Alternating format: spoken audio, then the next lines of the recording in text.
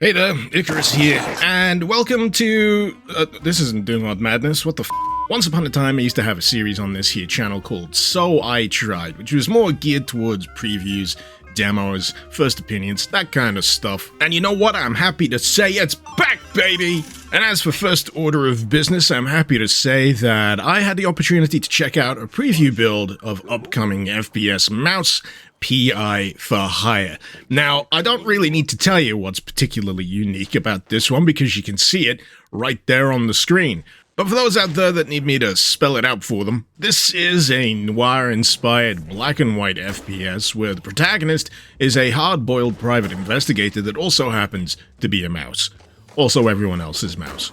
On top of that, you got a lot of what seems like traditionally animated character sprites, weaponry, even inanimate objects that use that rubber hose animation style that recalls the likes of Cuphead, but for me, more reminds me of the fact that not too long ago, that Steamboat Willie version of Mickey Mouse went public domain, and oh boy, the garbage that people will churn out the second that kind of thing becomes a possibility. That said, fear not, dear viewer, because as it happens, I had a reasonably enjoyable time with this here preview build of Mouse, PI for hire, the lion's share of it taking place in what's apparently an early level in the run of the game, whereupon you uncover the mysteries of a secret lab in hot pursuit of a missing former friend.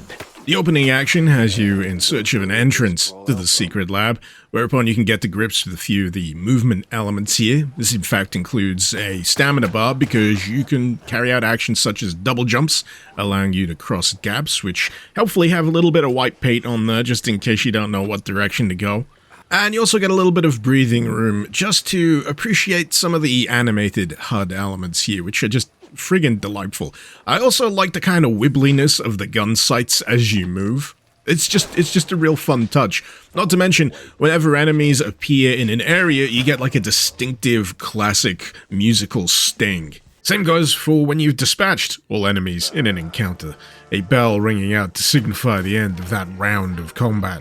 It's really well-observed stuff. Speaking of well-observed, the lab, once you get into it via outhouse entrance, has classic 1930s era mad scientist sci-fi vibes writ large all over the place. It's also worth noticing that adding to the old-timiness of the vibe here, there's a fisheye lens effect that at first I couldn't quite put my finger on, but it adds a slight bend to the environment as you get closer to it. It's honestly a little strange at first, but certainly something I got used to over the course of the preview.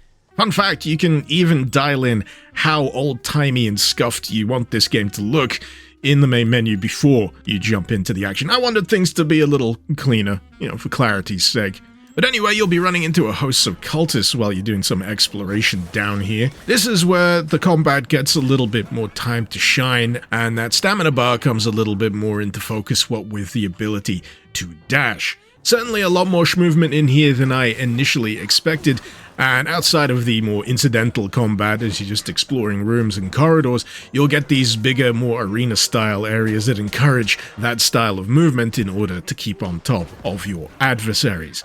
But of course, the main way you'll be keeping on top of your enemies is by shooting them. And in this regard, you've got your standard issue handgun. Fine, does the job, but if you really want to get things done quicker, you got the shotgun. And oh my god, this thing blows heads off. I know we're in the realm of cartoon violence here, but even I was surprised by that degree of violence. Then you got the Tommy gun, a 1930s classic, which for reasons that I can only assume are comedic, is actually called the James gun. Get it? The James gun? I don't know, it's kind of a niche reference. Any of you seen Sliver? But aside from that, topping off the roster, and something that's introduced shockingly early, is an absolute war crime of a weapon known as the D-Varnisher. One look at what this does to enemies, and I had PTSD flashbacks of Who Framed Roger Rabbit.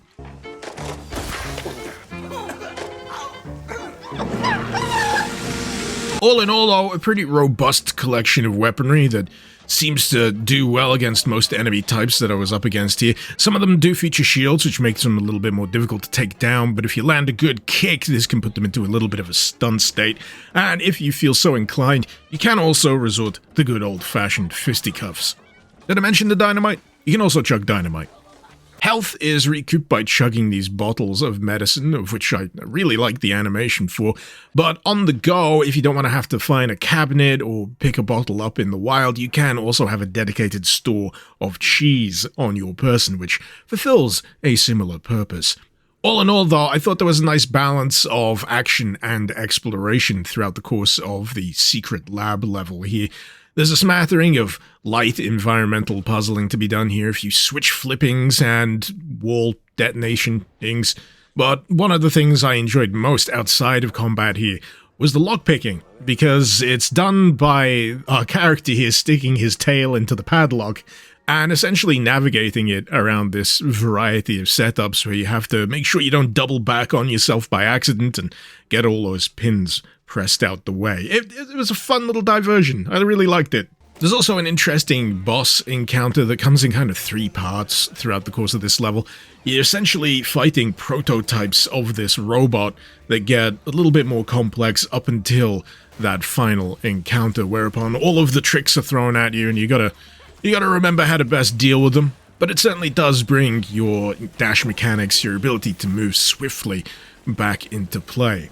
But interestingly, the secret lab level here is not the be-all and end-all of this preview. Once done, you will be able to take a trip back to the part of town that houses your office, and in order to get there, you've got this delightful little overworld screen where you actually drive this little car around, which I was, for some reason, really bad at doing.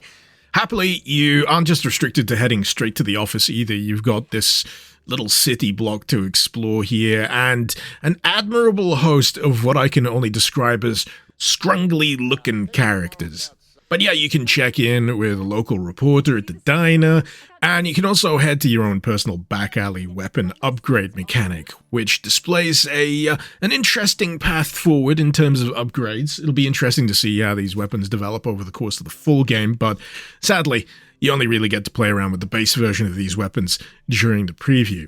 Any clues and information you picked up during the course of the level can be slapped onto this corkboard here, fleshing out the mystery of the case you're pursuing, and then you'll get a little bit of dialogue with the character that leads you on to the next point of interest, which unfortunately is where this preview ends. If anything, this preview has done what any ideal preview should do, which is leave me wanting to experience more. Seems like they're extremely dialed into the style, the aesthetic that they want to pursue for the duration of this. I did touch on the dialogue briefly there, but that all feels very authentically delivered with a nice little twist of humor in there, which is nice to hear. And yeah, I'll certainly be keeping an eye out for this one when full release finally rolls around. But if you're interested, you can always wishlist it over on Steam. But until next time, I hope you've enjoyed this preview. Feel free to let me know your thoughts in the comments below. And until next time, this has been Mr. Icarus. Thank you very much for watching. Icarus out.